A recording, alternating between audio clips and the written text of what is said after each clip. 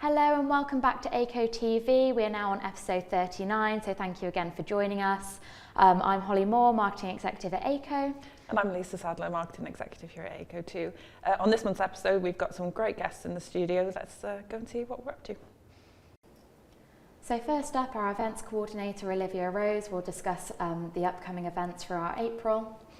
And then we're joined by our community liaison, Jane, who will talk about this month's CSR initiatives. Then we'll be joined by Alan Lewis from Adrenaline Sporting Events, who shares upcoming cycling and running events within the local area. And then we take a look at our Building Safer Future events, which were held at our headquarters here in Oswestry throughout February and March. Hi, I'm Olivia, I'm the events coordinator here. So in March we hosted the Building a Safer Future Together events, which hosted over 400 people. Thank you to everyone who attended. April is the first of the Nappet Road shows on the 20th of April. This was in Milton Keynes at MK Don Stadium. Our RSM, Ben Moulton, will be there to talk through any questions you've got about the latest legislations and updates. The fire safety event is on the 25th and the 27th of April at the NEC in Birmingham. We've got the mobile unit there, so pop along to see any products we've got on the stand. In the 26th and the 27th of April, we've got TIE 2023, that's being hosted at Vale Resort. And on the 27th of April, we've got the Select Toolbox in Oban, where Greg Morrison will be talking through the Scottish legislations. Hi, I'm Jane, Community Liaison at ACO. March has been a very busy month for us with our CSR activities. We've had National Careers Week, so we've been able to invite local primary schools over to ACO for some career-based activities. We've also been out to a school in Whitchurch where we've run an enterprise challenge for their Year 8 students, 140 students taking part in a big careers-based challenge. We've been out volunteering across the community, so we've spent 2 days at a local primary school where colleagues have been able to help improve their outside space. We give ongoing support to Osnosh Community Kitchen, and we've also spent a day at Willardine Rehabilitation Centre. Next, we're joined by Alan Lewis, who's the founder of Adrenaline Sports, who's talking with our sustainability lead, Lily Ellis, and they'll be talking about all of the events that are coming up. We're really proud to support them. They do great work within the local community, and these events support great charities. Hi, I'm Lily, Sustainability Lead here at ACO, and today I'm joined with Alan Lewis, owner of Adrenaline Sporting Events. So Alan, 2022 was a really good year for Adrenaline Sporting Events. So kind of what have you learned from that year, and what are you looking forward to going into this year? Yeah, so 22 was really, really good. We've added a few more events for 2023, so we are focusing on running, cycling and some talks, and we're really looking forward to getting going at Welshpool 10K on the last weekend of March. Great, yeah, because we've got some of the ACO colleagues running that, not me personally, but some of my colleagues are doing that, which is great. At ACO we have like a wellbeing programme, so what would you say to businesses to get people involved, and what kind of boxes does it tick in terms of well-being and staff engagement and things like that? Yeah, for us it's been really a strong piece of what we do. We engage with lots of local businesses, and when I say engage, we don't just do the advertisement and sponsorship piece. Yeah. We actually encourage our partners to come along. So as you said, at Welshpool 10K we have around 10 ACO staff coming along. So you know, that covers lots of different things. I'm sure they'll be raising money for some charities. They'll be you know, together outside of the work environment. Team building. Team building, so charity, team building, health and well-being. Yeah. It really helps with a lot of people's mental health as well. But I guess it gives you know, colleagues an opportunity to engage with each other outside of the workplace, get to know each other, you know, where they probably wouldn't sort of necessarily do that. So they might talk about all sorts of different things. So organically it's unfolded lots of different Yeah. topics and subjects, and it's really a big part of what we do. So yeah, we have lots of local partners, and we really look forward to seeing them, and I think other businesses get to engage with, you know, businesses that they might not normally engage with. Fantastic. Yeah, I know some of the colleagues here, you know, they get back on the Monday after and they'll talk about the race, and then it gets more people to get involved next time. So our kind of little running team here has grown since like a few years ago when we started, which is great. You've obviously introduced some talks recently. That's kind of a new area that you've been kind of delving into, and they've been going really well. So why don't you talk about that a little bit? Yeah, so Lily, the talks have been a nice added extra for us. It seems just 2 minutes ago that we did our first talk at ACO with Andrew Davis, who finished 10th at the London Marathon, and then we moved on to Ed Clancy, again at ACO. And I guess at that point we weren't really 100% sure if this would be a kind of staple in our year, but it has been, and we had Alistair Brownlee, the Olympian, in November of 2022, that was really well received. We had nearly 500 people attend that talk, so it was a big event. It brought lots of people into Oswestry from wider postcodes. And then we had Dame Laura Kenny this year in February, again well received, and it was like all the others, really insightful on hearing about their Olympic journeys, the good times, the bad times, about the, you know, the gold medals and all the sort of grit and determination it takes to get there. And then we had a talk with a mountain biker, Joe Smith, who does some really extreme stuff. We had that talk just a couple of weeks ago, and I'm actually just trying to finalise some more talks for 2023. So they've been really good, they're really insightful. Children have been coming along, so it's been inspiring. Great, yeah. Children, it's inspiring young adults that want to, you know, push themselves to an elite level in running and cycling. So it's been really good.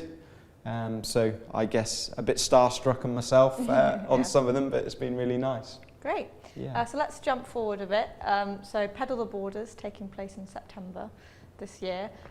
So that's in support of Lincoln Davis Cancer Fund. So they organise the event. ACO are a sponsor, and you obviously are the brains behind the routes and the organisation. So how's that going? What are you most looking forward to with some of the changes they've made for this year? Yeah, so again, I can't believe it's this is going to be our third year with Pedal the Borders. Again, with Lincoln. Lincoln are not just a partner for Pedal, they are a partner for the Shropshire Stand to Run and some of our talks. So it's nice to then go outdoors again with them in September. The changes I guess I'm really excited about are the smaller routes, which will be more inclusive for you know, all abilities, and it should bring more people to the event, and it should raise more money as a result of more people attending. So I can't wait for September the 10th. It's going to be a good day, and yeah, seeing families, young people, older people all attend it'll be really nice. Great. So we've got some bikes here that you've bought today, a mountain bike and a road bike. That's right, Lily. I have no idea what I'm talking about, but so how come you've bought these today, and what are you looking forward to in terms of events with these times? Yeah, so I mean, obviously, as you pointed out, this is the road bike. So obviously, with Pedal the Borders, that's a road specific event. However, all types of bikes are welcome at that event. The majority of people will come on a road bike. Maybe we'll have some hybrid bikes, and some mountain bikes may come to that. Due to the smaller distances, but e-bikes are welcome as well. That's a really exciting sort of part of the market now. Our e-bikes have opened up this whole new world to everybody really. So e-bikes are a big part of it. So something like this is probably used on pedal. Obviously we have the ladies only ride as well. Pedal pushes again starts and finishes at ACO on the 4th of June. Ladies only, that'll be another nice, you know, event. And then we have a mountain bike festival in July, which is 3 days, 7th, 8th and 9th of July. And there's various sort of activities there, from cross country, dual slalom. There's some free workshops for little children, a little balance bike workshop and little workshops for children that are free, with some enduro taking place on the Sunday. So again, that's something for everybody. Definitely. So yeah, the bikes really are a big part of what we do, especially when we sort of move into summer and so on. So yeah, I thought to bring them along and show them off. Yeah, it's great that your events are so accessible to any age, especially young people which may not get the chance to kind of do these types of things, and any ability as well with the different kind of lengths, which is fantastic. So, yeah, really it's something that we're passionate about. Yeah. I think we've got a little bit of a reputation for being friendly and welcoming and encouraging everybody along, because not everybody's going to rock up full of confidence. People will, come along and maybe be a little bit nervous. So I think if there's a smiling face and someone there to encourage them along the way, then it really helps. And I'm really fortunate to have a team of marshals and volunteers that are professional, fun, welcoming, enthusiastic, and without them we couldn't do any of these events. So yeah, it's important that we're as inclusive as we can be. Fantastic. And we've got some medals over here for the Oswestry 10K. So yes, always a really exciting event and gets a lot of people into the town centre. So why don't you tell me a little bit about that? Yeah, so Oswestry 10K previously had got a Wilfred Owen themed medal, which is obviously an iconic part of Oswestry. That had the ACO logo on, and you guys kindly supported the event as headline sponsor in 2022 and 2021. Yeah. And for 2023 we have again ACO themed medal, but we have the Shepherd from Festival Square, which is a lovely statue, and we thought it would be in keeping with the event to have him on the medal. So yeah, these have just literally landed at the end of last week. So they're pretty big, they're pretty heavy, and yeah, again, it's an event that we really look forward to in the calendar year. It was kind of our first running event, so Oswestry is kind of, I guess, a little bit of a favourite, but yeah. So what other events have you got on in terms of running this year? Yeah, so I guess if we wind it back to the start, so Welshpool 10K on the 26th of March, then we have the Bryn Kinalt Running Festival on the 1st and 2nd of April, which is trail running through a beautiful estate on the edge of Oswestry. It also offers Canicross, so an opportunity for people to run with their dogs on the Saturday, and trail running on the Sunday. Then we move to Newtown 10K, which is our new 10K on the 21st of May. From there we go to Lake Vyrnwy Half Marathon on the 17th of September. Again, that's our second time up at Lake Vyrnwy. Beautiful area, really nice course. Then Oswestry 10K on the 15th of October, and the Shropshire Santa Run on the 3rd of December. So that's kind of our calendar. Pretty busy for running. the year. Yeah. Lots going on. Hopefully looking reasonably fresh now. I'm not sure by the end of it all I'll look as fresh. But yeah, so that's plenty of running, and as we've sort of discussed, we've got the cycling as well to add to that. Great. So that was Alan from Adrenaline Sporting Events. If you need more information on what's going on this year, all the runs, the bikes, the talks, go to his website, adrenalinsportingevents.co.uk, where you can find out more. Next, we'll be talking about our Building Safer Future events. Yes, we will. So they've just taken place. They finished last week. We had 4 of them in total, 2 at the end of February, 2 at the beginning of March. They were really great events, weren't they, actually? Yeah, we managed to sit on some of the talks and they were really informative and really interesting. Yeah, definitely. So at ACO, our mission statement is to create safer futures, and that's exactly what these events were about. So we had about 400 people join us in total. They were from all areas of our supply chain, electrical contractors, distributors, and social housing landlords as well.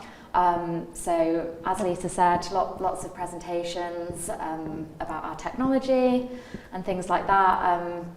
And they took a lot of work to organise as well, didn't they? They did. But they reaped a lot of rewards, I think. Everyone got really involved and they asked really good questions during the Q&A portion, and it was just really great to be part of. Yeah, engaging and lots of brilliant feedback as well. So now we're going to take a look at the day. We had a video crew join us and they captured the event. So we're going to take a look at it now. So today, Oswestry, our head office, we've got a Building Safer Future event where we've got various landlords, customers, clients from throughout the UK attending our office for a local event that we're doing. The event we've put on provides an incredible opportunity for the delegates to network with each other from all parts of the supply chain, discussing how we can build a safer future together. Yeah, so the workshops have been really insightful. It's been great to see some of the new products that are coming out and understand how they're going to develop the future of the industry. Today, I think my key takeaway is how the marketplace is evolving, how there's driving factors that need to be taken into consideration, and the support that's needed in the industry, really. So we've come here today to look at different technology that's available to us. Lots of things going on for us at the moment in terms of fitness for human habitation. We've had some really great demonstrations on the technology and how far it's come and where it's moved on from, how we could implement it into our properties, how it can support our residents, but also how it will help us in terms of the fitness for human habitation side of things to make sure that our properties are compliant going forward.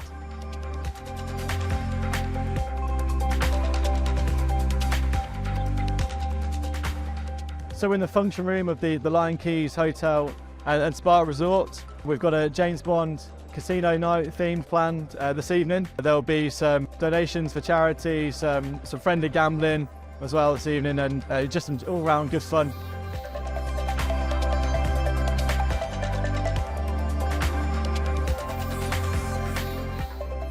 I think it's great that ACO put on events like this. It gets us to meet other people in the supply chain.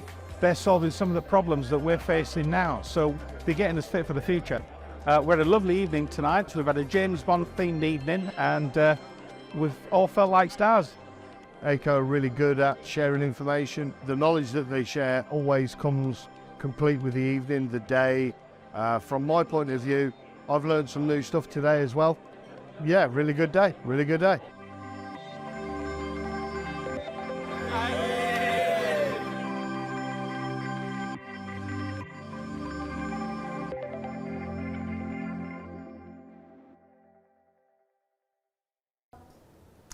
So we hope you enjoyed taking a glimpse into the events there, and that is it for today's episode.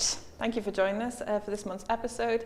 Don't forget to like, share and comment. You can also follow us on our other social media platforms, which are LinkedIn, Twitter, Facebook, YouTube and TikTok. See you next time.